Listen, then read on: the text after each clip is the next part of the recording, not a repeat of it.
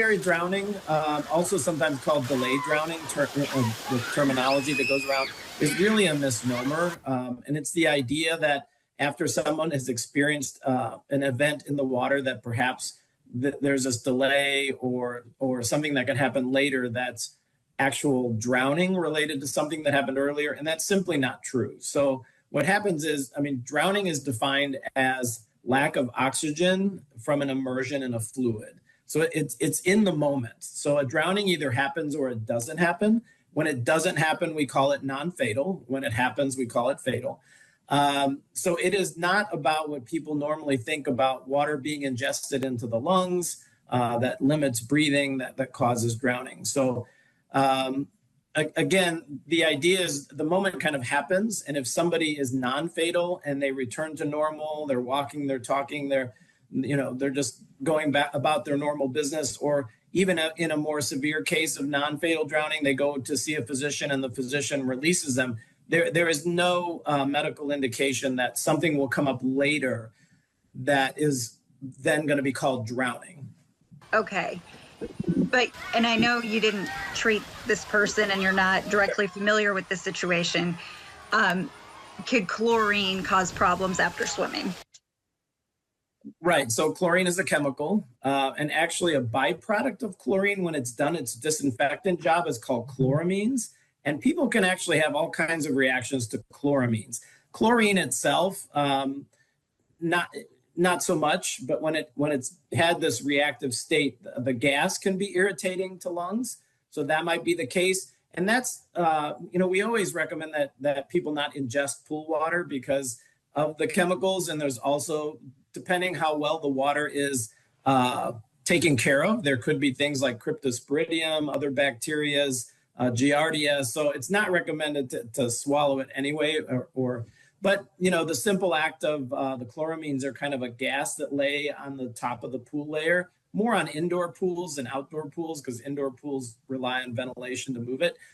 That can be inhaled and can cause some irritation. In that story, they mentioned pulmonary edema. So that's the lungs' reactions to something. So that's not so much the taking in of water, it's what your lungs react to from an irritant. So the chloramines could have been an irritant in that case.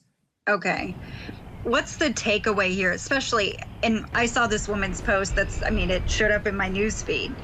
What do you want parents to know? I mean, should we just stop calling it something that it's not? I mean, what's the takeaway here? Yeah, I think that's the first message is let's just call drowning what really is drowning. But then I think another takeaway is if a child's been in the water, leaves breathing, talking, walking normally, and then later develops some kind of sickness or something of concern, take them to a healthcare professional, but it's not drowning.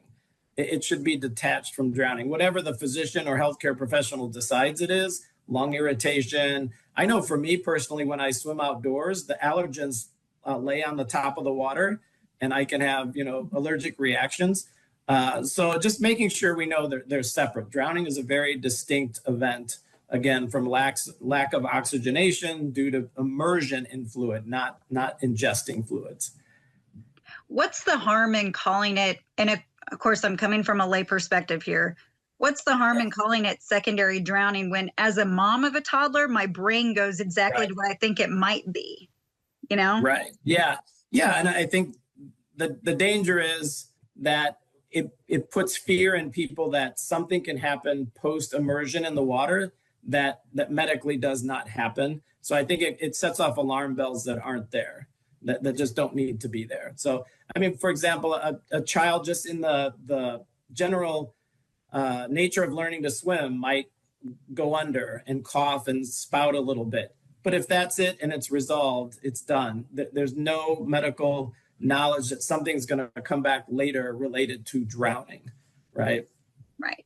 But you're not disputing children can have problems hours after the water. It's the terminology here that's wrong. Correct. And it's not related to what we define drowning as. So, yeah. Yeah. Are you seeing? And again, if a child has, if anyone should have, leave a pool or, and experience coughing or, they should see a healthcare professional, because there are other things that can happen. Yes. Yeah. Yeah. And she was very quick to point out in the interview, act immediately, because it seems like she said, and I didn't see this in the paperwork, but it sounds like her child was treated with steroids to just help with breathing, but she did something immediately. Yes, always, always. And parents should use their intuition. I mean, whether it's related to what was happening in the pool or not, certainly act when you have. I mean, I think she described it as like a seal kind of noise, and that sounds frightening in itself, right? Yes. Yes. Yeah. Do you find yourself still debunking this? I mean, is this a thing still? It ebbs and flows. I don't feel as much. I know the Red Cross and probably 8 other organizations have pushed out information. I don't know to what level that gets to the average consumer, debunking this and trying to, again, kind of put it in the silo it belongs. But it kind of like swimming, eating before you swim. That one comes up and down too all the time. So yeah, and we'll just keep at it until we get people kind of thinking the right way. What we don't want is people avoiding the water or, the pool setting because there's a fear of something that, doesn't exist and has a very high unlikelihood of resulting in any problem. Yes. Yeah. I got through my list. Is there anything you want to make sure you say? Let's see. We do know that during an actual drowning, very little water gets into the lungs. And water that might get in the lungs is absorbed very quickly once a person starts breathing again. So I think, again, the misnomer is like the lungs are filling up and that somewhere later, the water's kind of hiding in there and later it's going to suffocate somebody. And again, that's just not the case. No, I think that's it.